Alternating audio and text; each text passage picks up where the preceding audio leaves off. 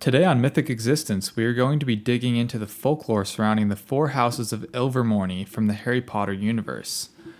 This video marks somewhat of a turning point in Mythic Existence, as I'd like to start making more YouTube-focused content. So without further ado, let's get into it. First off, we're going to start with the Horned Serpent House.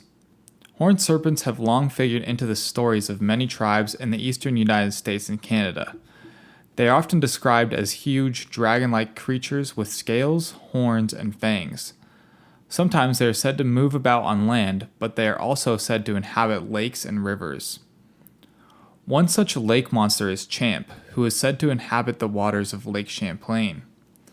The first sightings of Champ were originally connected to the lake's cartographer, Samuel de Champlain. However, it has been recently shown that his quotes were faked in a 1970 edition of Vermont Life.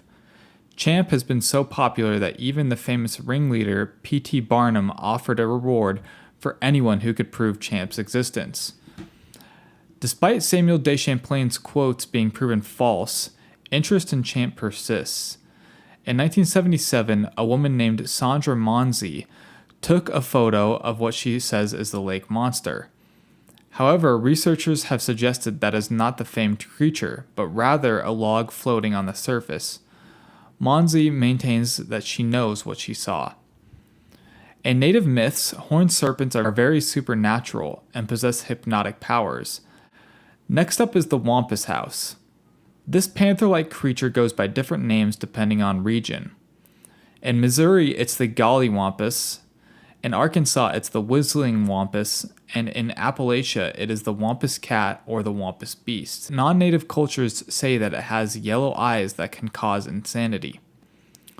One Cherokee legend tells the story of how the Wampus cat came to be. An evil demon called Awa that had the ability to drive people mad with a glance was terrorizing a village in North Carolina. Standing Bear, their greatest warrior, went out to fight it. However, he came back screaming and clawing at his eyes. His wife, Running Deer, went to the shamans and was given a booger mask of a bobcat's face and black paste. She went out looking for the demon and soon came face to face with it. When Awa saw the mask, it was defeated. The spirit of Running Bear now inhabits the Wampus cat and carries out her mission of looking over the tribe.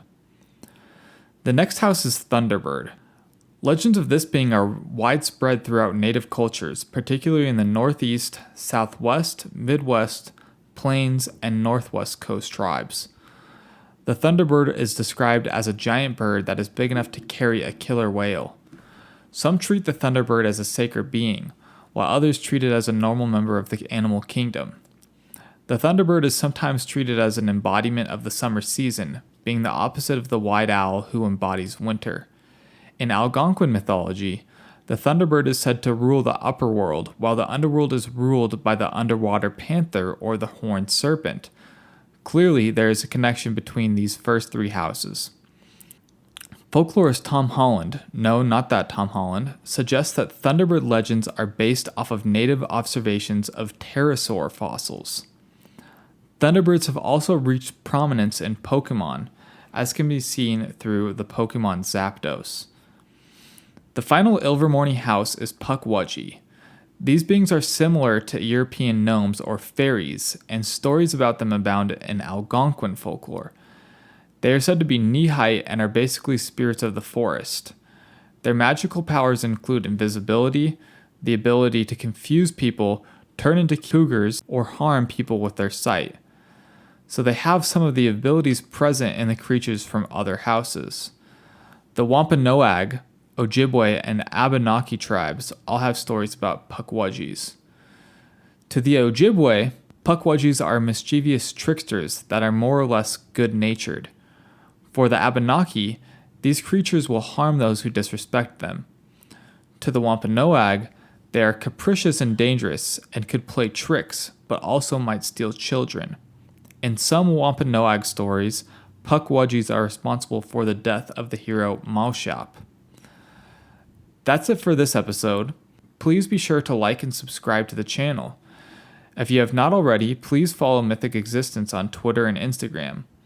If you enjoyed the artwork in this video, check out the artists in the description and purchase prints of their great work for yourself. Thanks so much for watching and subscribing, and we'll see you next time on Mythic Existence.